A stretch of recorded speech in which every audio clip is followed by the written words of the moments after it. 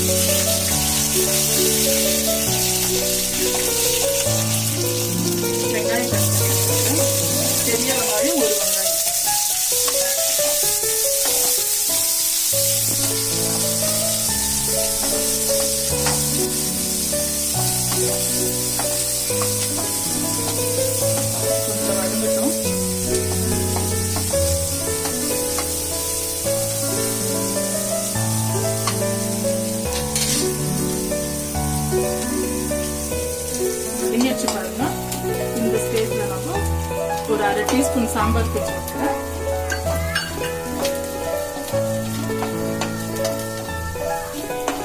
சாம்பார் தூள் கொஞ்சம் தீய விடக்கூடாது, சும்மா கொஞ்சோடனே நம்ம காய் போட்டுக்கலாம். நான் ஒரு 1/4 கிலோ காய் எடுத்துருக்கிறேன்.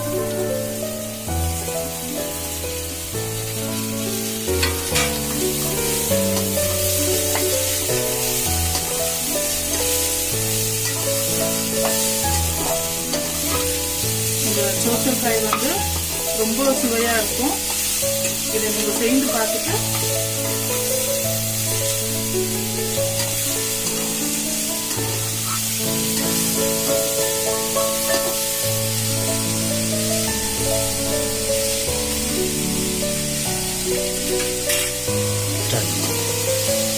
காய் ஒரு 5 நிமிஷம் ஆச்சுன்னா இப்போ நம்ம இந்த பருப்பு வேக வச்சோம்னா பாசி பருப்பு, அது தண்ணியே விட்டு வேக வச்சுக்கலாம்.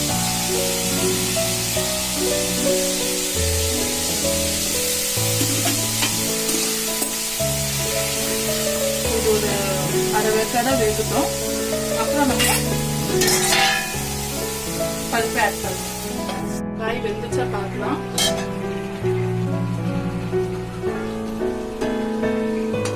காய் இன்னும் கொஞ்சம் வேகணும். இப்போ நம்ம உப்பு சேர்த்துக்கலாம்.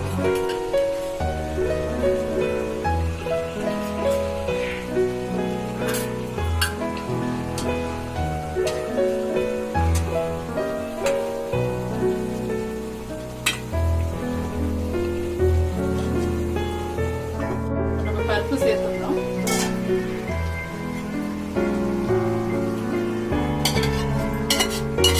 பருப்பும் காயும் ரெண்டும் சேர்ந்து ஒரு 5 நிமிஷம் வெந்தா போதும். சரியான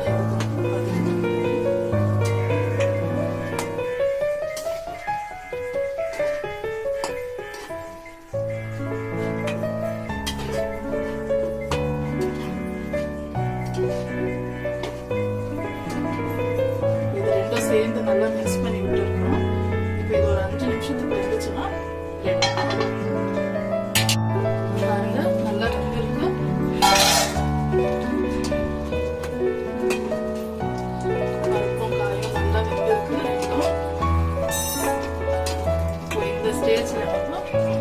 தேங்காவும் சீரகமும்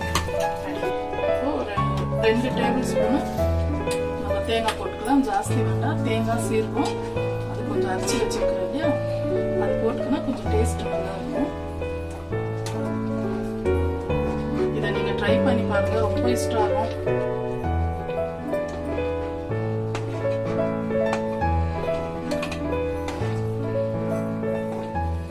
லாஸ்ட்டாக ஃபினிஷிங் பண்ணிக்கலாம். கொஞ்சம் கொத்தமல்லி தூக்கிட்டு லாஸ்டா நம்ம கொத்தமல்லி கொஞ்சம் போட்டுருக்கோம். இப்போ அது போட்டோன்னே எல்லாம் கலந்து விட்டுட்டு ஸ்டவ் ஆஃப் பண்ணிடலாம். இப்போ நம்மளுக்கு பாசிப்பருப்பு சொச்சக்கறி போட்டு கூட்டு ரெடி ஆயிடுச்சு. இது நம்ம சப்பாத்திக்கு, சாதத்துக்கு, தோசைக்கு எல்லாத்துக்குமே யூஸ் பண்ணுவோம்.